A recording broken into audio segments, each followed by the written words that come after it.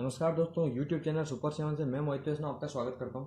दोस्तों, कल हमने मोकल के बारे में पढ़ा। मोकल की हत्या कर दी जाती है दोस्तों चाचा मेरा एक एक्का और मेपा पुआर द्वारा, और झीलवाड़ा की नाल में दोस्तों ये हत्या होती है। और उस समय मोकल गुजरात के अभियान पर रहते हैं।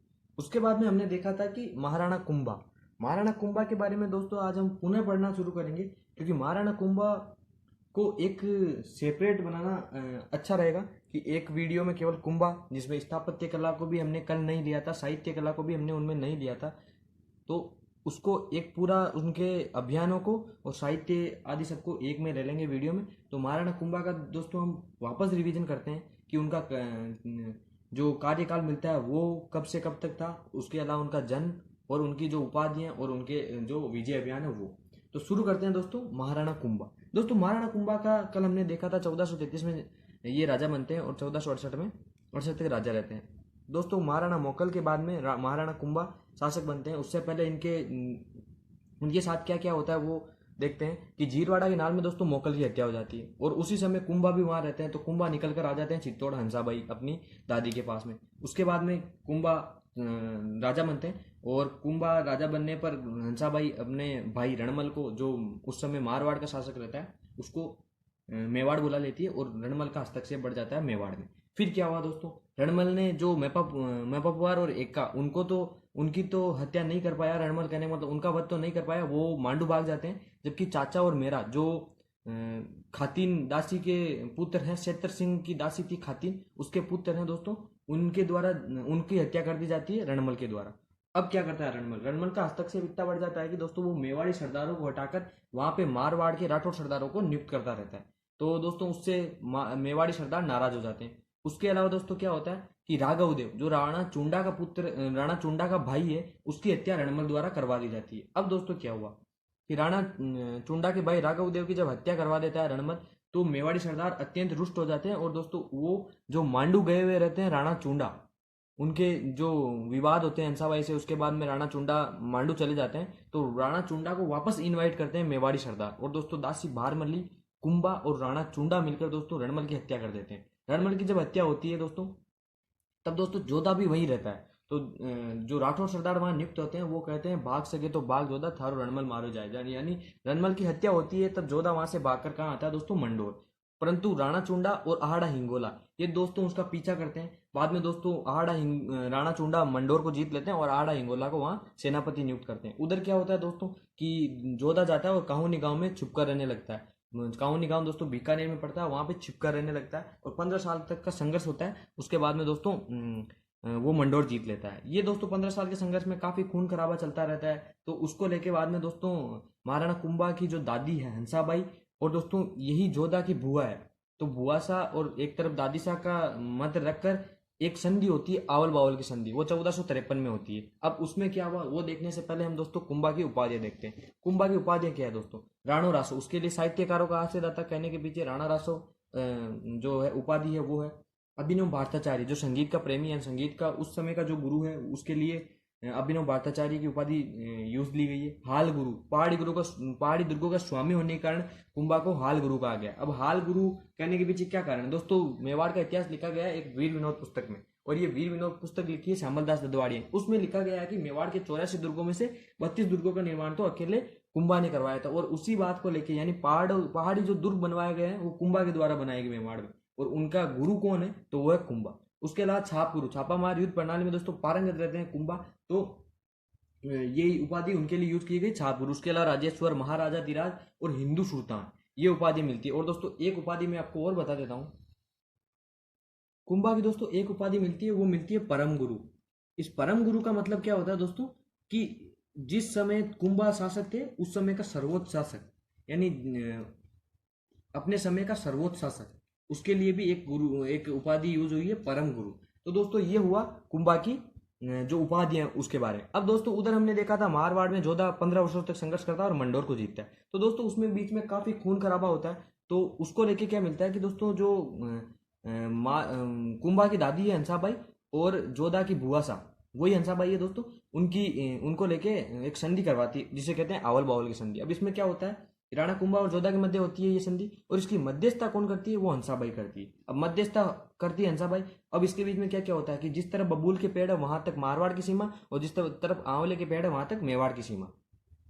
अब इसमें जो मध्यस्थ जो गांव लिया जाता है वो सोजत लिया जाता है। इसके अलावा दोस्तों रिश्तों को इस संधि को प्रगाढ़ बनाने के लिए और प्रगाढ़ यानी सुदृढ़ बनाने के लिए, कहने का मतलब ये संधि टिकी हुई रहे, इसके लिए श्रृंगार देवी जो जोधा की पुत्री है, दोस्तों, उसका विवाह किससे करवा दिया जाता है, कुंभा के पुत्र रायमल से इसका विवाह करवा दिया जाता है। तो ये होती है दोस्तों आवल बावल की संधि। अब दोस्तों आगे शुरू करते हैं। आगे हमने देखा था दोस्तों कि राणा कुंभा के जो विजयी अभियान है वो, तो उसमें दोस्तों हमने जो पहला देखा था वो देखा था आबू विजय। आबू विजय में क्या मिलता है कि दोस्तों शेषमल नाम का शासक रहता है आबू का, वो मेवाड़ के कुछ गांवों पर अधिकार कर लेता है। अब मेवाड़ के गांवों पर अधिकार करने पर कुंभा उससे वापस उनकी मांग करता है, परंतु शेषमल देने से मना कर देता है। तो नाहर सिंह डोडिया के नेतृत्व में एक सेना जाती है और शेषमल को हराकर वो गांव जीत लेती है। अब क्या हुआ दोस्तों, आबू की विजय हो जाती है। उसके बाद में नागौर विजय की क्या कहानी मिलती है दोस्तों कि नागौर में शासक दो भाई रहते हैं, शम्स का और नासिर का। नासिर का दोस्तों शासक बन जाता है, जबकि शम्स का शासक नहीं बनता। तो वो कुंभा की मदद लेता है कि अगर आप मुझे शासक बना दोगे तो मैं आपको कर देता रहूंगा। उसी के बदले में कुंभा शर्त रखते हैं कि मैं तुझे शासक तो बना दूंगा, परंतु तू अपने किले की मरम्मत नहीं करवाएगा। अगर मरम्मत करा दे तो वापस दोस्तों सुदृढ़ करके किले को बाद में खुद राजा बन जाएगा। कहने का मतलब जो अधीन रहता है वो अधीन ही रखना जरूरी था। तो कुंभा ने उसको ये शर्त रखी। शम्स का और कुंभा ने दोस्तों नासिर खां को तो हरा दिया, परंतु शम्स का दोस्तों जब शासक बना तो उसने ये कर देने से मना कर दिया और दूसरा किले की मरम्मत और करवाने लग गया। तो कुंभा ने पुनः आक्रमण किया, और पुनः आक्रमण करने पर शम्स का साहब भाग जाते हैं गुजरात, और गुजरात जाकर वो किससे मिलते हैं, कुतुबुद्दीन खां जो गुजरात का शासक रहता है उससे।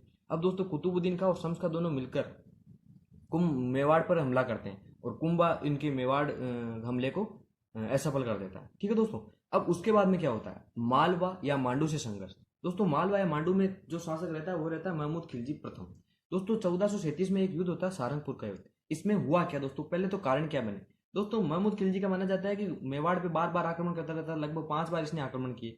तो दोस्तों मेवाड़ वाले एक तो इससे नाराज थे, उसके अलावा दोस्तों महपा पवार और एक्का, जो दोस्तों चाचा मेरा महपा पवार एक्का जिन्होंने मोकल की हत्या की थी, उस समय चाचा और मेरा की तो वध कर देता है रणमल, परंतु दोस्तों महपा पवार और एक्का भाग जाते हैं मांडू, और मांडू किसके पास जाते हैं, महमूद खिलजी के। और कुंभा जब शासक बनते हैं तो इसकी मांग करते हैं महपा पवार और एक्का की महमूद खिलजी से, परंतु ये देने से मना कर देता है। तब एक युद्ध होता है सारंगपुर का युद्ध। इसमें दोस्तों कुंभा जीत जाते हैं और महमूद खिलजी प्रथम को 6 महीने तक दोस्तों कैद रखते हैं चित्तौड़ के दुर्ग में, और इसी विजय के उपलक्ष्य में दोस्तों वो विजय स्तंभ का निर्माण कराते हैं। ये हुआ दोस्तों कि गुजरात और मांडू को हराया और इनकी विजय की। उसके अलावा क्या हुआ दोस्तों, जब ये दोनों शासक आ रहे हैं कुतुबुद्दीन और महमूद खिलजी, तो ये दोनों मिलते हैं और दोस्तों एक संधि करते हैं।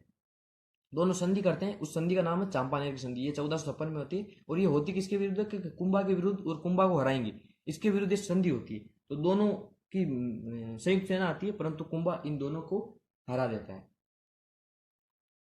अब दोस्तों शुरू करते हैं कुंभा की सांस्कृतिक योगदान। संस्कृति में दोस्तों हम स्थापत्य भी देखेंगे और साहित्य भी देखेंगे।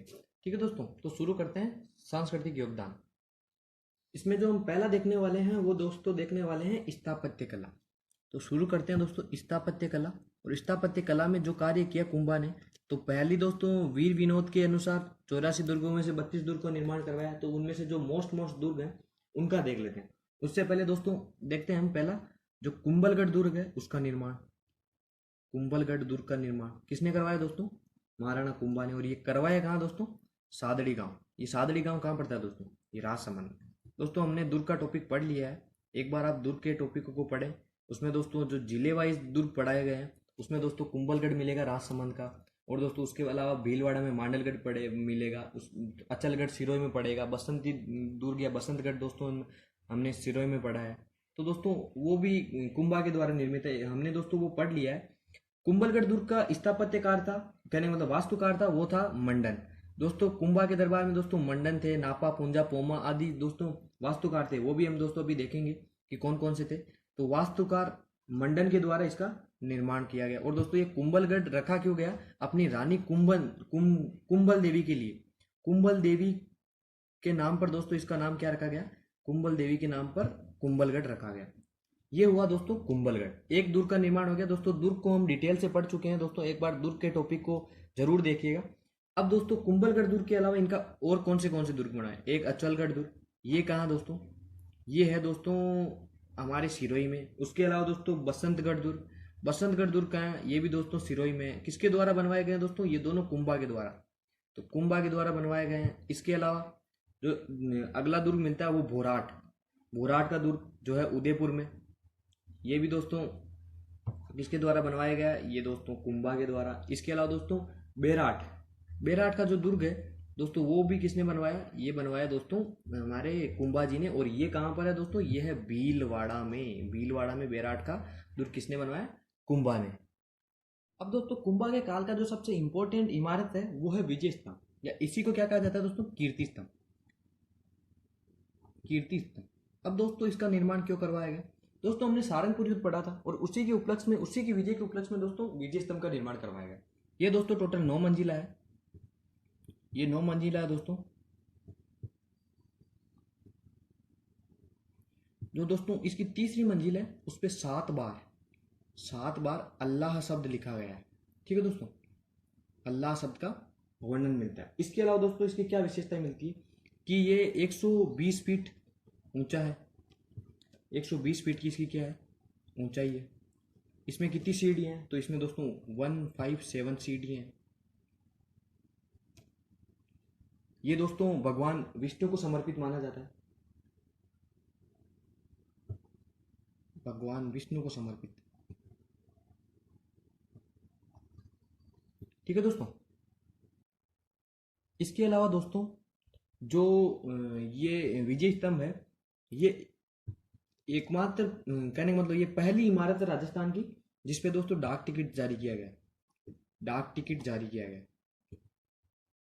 ये राजस्थान की पहली इमारत है, राजस्थान की पहली इमारत, ठीक है दोस्तों। इस पे क्या है, डाक टिकट जारी। और ये कब किया गया दोस्तों, ये किया गया दोस्तों 15 अगस्त और 1949 को ये दोस्तों डाक टिकट जारी किया गया।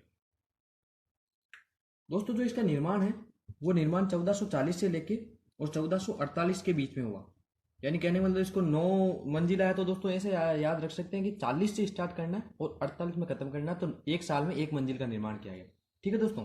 अब आगे पढ़ते हैं दोस्तों विजय स्तंभ के बारे में। और विजय स्तंभ को लेकर दोस्तों एक ये मिलता है कि जो विजय स्तंभ है वो भारतीय मूर्तिकला का विश्वकोश है, यानी भारतीय मूर्तिकला का विश्वकोश कौन सा है दोस्तों, वो है विजय स्तंभ। यानी दोस्तों इसमें मूर्तियां, कई सारी मूर्तियां बनी हुई, तो भारतीय मूर्तिकला का विश्वकोश। इसके अलावा दोस्तों इसको हिंदू मूर्तियों का क्या कहा जाता है, अजायब घर। ये दो इसके दोस्तों अन्य नाम है, हिंदू मूर्तियों का अजायब घर। ये भी किसको कहा गया है, ये दोस्तों कहा गया है विजय स्तंभ। ये दोस्तों दो इसके उपनाम हो गए। अब दोस्तों विजय स्तंभ पर एक प्रशस्ति लगी हुई है और उस प्रशस्ति का भी नाम क्या है, कीर्ति स्तंभ प्रशस्ति या विजय स्तंभ प्रशस्ति। इस प्रशस्ति का दोस्तों रचयिता कौन है, इस प्रशस्ति के जो रचयिता हैं वो दोस्तों हैं अत्रि भट्ट और महेश भट्ट। अत्रि भट्ट ने दोस्तों इसको शुरू किया, जबकि महेश भट्ट ने इसको, इस प्रशस्ति को पूर्ण किया था। और दोस्तों जो कुंभलगढ़ में दुर्ग में है वहां पर भी दोस्तों एक प्रशस्ति लगी हुई है और उस प्रशस्ति को पूर्ण किसने किया, वो किया है महेश भट्ट ने। कौन सी प्रशस्ति है दोस्तों, कुंभलगढ़ प्रशस्ति। कुंभलगढ़ प्रशस्ति को पूर्ण किसने किया है, वो किया है महेश भट्ट ने। तो याद रखिएगा दोस्तों यहाँ पर जो प्रशस्ति हैं उनके बारे में भी। तो ये हुआ दोस्तों स्थापत्य के अंदर जो बड़े बड़े कार्य हैं वो। इसके अलावा दोस्तों स्थापत्य में इन्होंने मंदिर के निर्माण करवाए, तो जो जो मंदिर इन्होंने बनवाए उनके बारे में देखते हैं। तो पहला दोस्तों जो मंदिर है वो है हरिहर मंदिर, हरिहर मंदिर, या इसी को क्या कहा जाता है दोस्तों, मीरा मंदिर, मीरा मंदिर। और ये कहाँ है दोस्तों,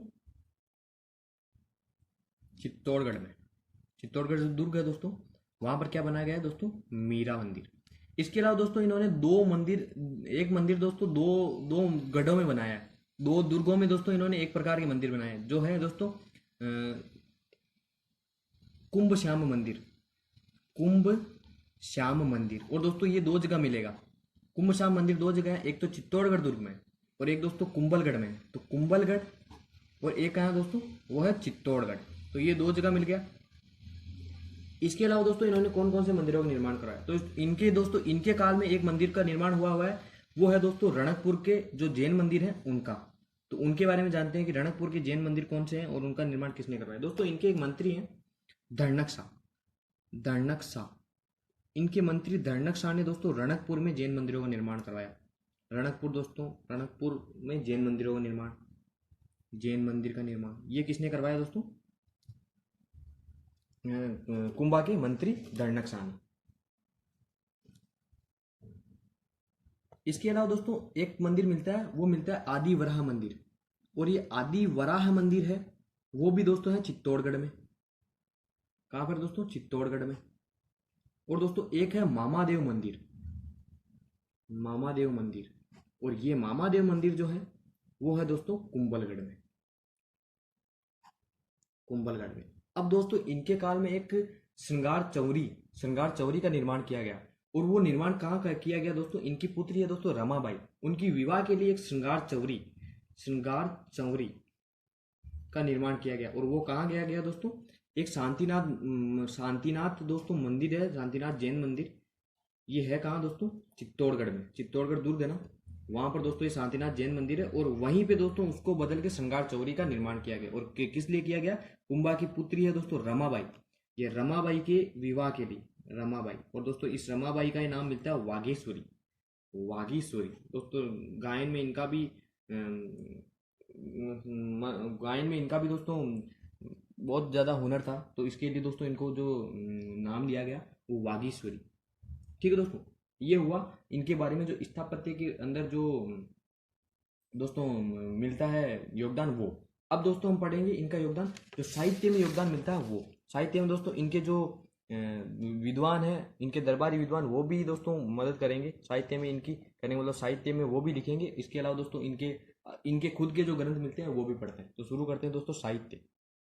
दोस्तों मैं एक बात आपको बताना भूल गया था, जो दोस्तों विजय स्तंभ है, इसके जो दोस्तों वास्तुकार माने जाते हैं वो है दोस्तों जेता, पूंजा, नापा और दोस्तों पोमा, जिनका नाम दोस्तों पोमा, पोमा, ये दोस्तों चार इसके क्या है दोस्तों वास्तुकार, ये बताना भूल गया। इसके अलावा दोस्तों जो स्थापत्य कला में जो योगदान मिलता है कुंभा का, इसीलिए कुंभा को क्या कहा जाता है दोस्तों?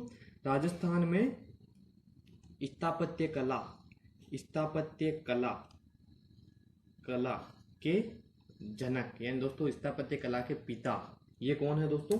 ये भी है महाराणा कुंभा। तो दोस्तों ये याद रखिएगा कि राजस्थान में स्थापत्य कला के जनक कौन है? महाराणा कुंभा। अब दोस्तों हम देखते हैं दूसरा जो पार्ट मिलता है सांस्कृतिक योगदान में, वो है दोस्तों साहित्य का। साहित्य में दोस्तों इनके खुद के ग्रंथ मिलेंगे, वो भी काफी बड़े बड़े ग्रंथ है। साहित्य में योगदान, तो शुरू करते हैं दोस्तों। उससे पहले दोस्तों ये जानते हैं कि जो कुंभा के संगीत गुरु हैं वो कौन है? संगीत गुरु। इसके अलावा दोस्तों कुंभा के एक मिलते हैं काव्य गुरु, वो जानते हैं, और एक दोस्तों इनकी चित्रकारिता के गुरु। तो ये तीनों जानते हैं, काव्य गुरु, और एक दोस्तों इन्हें चित्रकला आती थी, उनके गुरु कौन थे? तो चित्रकारिता या चित्रकला के गुरु। अब दोस्तों शुरू करते हैं इनके संगीत गुरु कौन है। तो इनके दोस्तों जो संगीत गुरु मिलते हैं वो मिलते हैं सारंग व्यास, सारंग व्यास। इनके तो दोस्तों काव्य गुरु हैं वो है दोस्तों कान्हा व्यास। और दोस्तों इनके जो चित्रकला के जो गुरु मिलते हैं वो मिलते हैं जैनाचार्य हीरानंद, जैनाचार्य हीरानंद, हीरानंद जैनाचार्य हीरानंद, जैन आचार्य है दोस्तों हीरानंद। ये दोस्तों इनके तीन गुरु हैं, तो ये भी याद रखिएगा। अब दोस्तों शुरू करते हैं कि इनका साहित्य में। तो पहले हम दोस्तों देखते हैं जो कुंभा जी खुद हैं उनके ग्रंथ। तो कुंभा जी के ग्रंथ, कुंभा जी के जो ग्रंथ है वो देखते हैं। तो पहला जो इनका ग्रंथ मिलता है वो मिलता है एकलिंग महात्म्य, एकलिंग महात्म्य, एकलिंग महात्म्य। इसका दोस्तों इसका जो इस ग्रंथ के जो रचयिता हैं वो दो हैं दोस्तों। एक भाग इसका दोस्तों कुंभा ने लिखा, और इसका जो बाकी का भाग है वो लिखा दोस्तों कान्हा व्यास ने। तो इसलिए माना जाता है कि कुंभा भी इसकी रचयिता है, और दोस्तों जो कान्हा व्यास है वो भी इसके रचयिता है। इसके अलावा दोस्तों दूसरा जो ग्रंथ मिलता है वो दोस्तों संगीत पे आधारित है, और संगीत पे जो आधारित है वो है संगीत राज। संगीत पे दोस्तों इन्होंने 4-5 ग्रंथ लिखे, परंतु जो संगीत पे दोस्तों सबसे सर्वश्रेष्ठ ग्रंथ है वो संगीत राज है। अब इसमें दोस्तों 5 भाग है, 5 भाग है दोस्तों इसमें, और उन 5 भागों का नाम देखते हैं। तो पहला भाग है वो है पाठ्य रत्न कोश, पाठ्य रत्न कोश। दूसरा भाग मिलता है वो मिलता है दोस्तों नृत्य रत्न कोश, नृत्य रत्न कोश। तीसरा भाग मिलता है वो मिलता है गीत रत्न कोश, गीत रत्न कोश। और जो दोस्तों जो चौथा भाग मिलता है वो मिलता है वाद्य रत्न कोश। और उसके बाद में दोस्तों जो अंतिम भाग मिलता है वो मिलता है रस रत्न कोश, रस रत्न कोश। तो दोस्तों ये संगीत पे दोस्तों सबसे वृद्ध और सर्वश्रेष्ठ कृति किसकी है? कुंभा की। उसके अलावा दोस्तों इनकी संगीत में दूसरी जो कृति मिलती है वो मिलती है संगीत रत्नाकर, संगीत रत्नाकर। इसके अलावा दोस्तों इनकी संगीत पे एक और मिलती है वो मिलती है संगीत मीमांसा, संगीत मीमांसा। और एक मिलता है दोस्तों इनका सूड प्रबंध, सूड प्रबंध। ये दोस्तों किन की कृतियां दोस्तों संगीत पे? यह है कुंभाजी की कृतियां। इसके अलावा दोस्तों इन्होंने गीत गोविंद, गीत गोविंद पे दोस्तों जो टीका लिखी है उसका नाम है दोस्तों रसिक प्रिया, गीत गोविंद। इस गीत गोविंद की टीका कौन सी है दोस्तों? रसिक प्रिया। और रसिक प्रिया की रचयिता कौन है दोस्तों? महाराणा कुंभा। कुंभा इसके रसिक प्रिया के क्या है दोस्तों? रचयिता। इसके अलावा दोस्तों इन्होंने चंडी शतक पर भी टीका लिखी, चंडी शतक, इस पे भी इन्होंने टीका लिखी। अब दोस्तों जो गीत गोविंद है वो मूलतः किसकी करती है? वो है जयदेव की, जयदेव की कृति पे रसिक प्रिया नामक टीका किसने लिखी है? वो कुंभा ने। और एक चंडी शतक पे इन्होंने टीका लिखी है। इसके अलावा दोस्तों इन्होंने काम शास्त्र पर एक ग्रंथ लिखा है, उसका नाम है कामराज रतिसार। तो काम शास्त्र पर एक ग्रंथ क्या है दोस्तों इनका? वो है कामराज रतिसार, काम शास्त्र। काम शास्त्र पर कौन सा ग्रंथ है इनका? कामराज रतिसार। ये ग्रंथ किसका है दोस्तों? कुंभा का। तो ये हुए दोस्तों कुंभा के ग्रंथ। इसके अलावा दोस्तों इनके काल में जो इनका जो शिल्पी था मंडन, उनकी भी दोस्तों किताबें मिलती है, उनके भी जो ग्रंथ है वो देखते हैं। तो ये तो हुए कुंभा के। इसके अलावा दोस्तों किसके ग्रंथ है? मंडन के ग्रंथ। मंडन के ग्रंथों में दोस्तों जो पहला ग्रंथ है वो है दोस्तों राजवल्लभ, राजवल्लभ। ये ग्रंथ किसका है दोस्तों? मंडन का। और ये जो दोस्तों है वो है शिल्प कला पर, शिल्प कला पर कौन सा है दोस्तों? राजवल्लभ। इसके अलावा दोस्तों इनका मिलता है एक रूप मंडन। दोस्तों मंडन पीछे आ रहा है, इसका मतलब मंडन का ग्रंथ है। यह है मूर्ति कला पर। तीसरा इनका जो ग्रंथ है वो है कोदंड मंडन, कोदंड मंडन। और कोदंड मंडन है दोस्तों वो है धनुर्विद्या पर, धनुर्विद्या पर। इसके अलावा दोस्तों इनका जो अगला ग्रंथ मिलता है वो है वेद मंडन। और ये है दोस्तों आयुर्वेद पर, आयुर्वेद पर। तो इनका जो अंतिम ग्रंथ मिलता है वो मिलता है सुकून मंडन या सुगन मंडन। ये दोस्तों है शकुन शास्त्र पे या सुगुन शास्त्र पे। ये ग्रंथ किसके द्वारा लिखे गए हैं? ये है दोस्तों मंडन के ग्रंथ। एक दोस्तों इनका मिलता है प्रासाद मंडन, यानी महलों के निर्माण के संदर्भ में जो ग्रंथ है वो है प्रसाद मंडन। यह है प्रसाद मंडन, यह है महलों के निर्माण से। और दोस्तों इनका ही एक मिलता है मंडन का, वो मिलता है दोस्तों देव मूर्ति प्रकरण, देव मूर्ति प्रकरण। ये ग्रंथ किसका है दोस्तों? मंडन के। तो दोस्तों ये हुए मंडन के जो महत्वपूर्ण ग्रंथ है वो, और कुंभा के जो महत्वपूर्ण ग्रंथ है वो। अब दोस्तों कुंभा के काल में जो विद्वान थे उनके बारे में जान लेते हैं। तो एक तो इनके गुरु हो गए कान्हा व्यास, एक इनके गुरु हो गए सारंग व्यास, एक हीरानंद जैनाचार्य हो गए। इसके अलावा दोस्तों जयचंद्र सूरी, जयचंद्र सूरी। एक थे इनके काल में सुंदर सूरी, सुंदर सूरी। एक थे दोस्तों सोम सूरी, सोम सूरी। और दोस्तों एक हो गए सोमदेव। ये हुए दोस्तों कुंभा के दरबारी विद्वान। इसके अलावा दोस्तों मंडन, और मंडन का भाई जो मिलता है वो, और उसके पुत्र मंडन का भाई नाथा, नाथा का जो पुत्र मिलता है गोविंद। ये दोस्तों इसके काल में जो क्या थे? वास्तुकार। तो वास्तुकार कौन कौन से थे? मंडन हो गया, मंडन का भाई हो गया नाथा, नाथा का पुत्र हो गया दोस्तों गोविंद। और उसके अलावा दोस्तों कौन कौन से थे जो विजय स्तंभ में थे? नापा, पूंजा, पोमा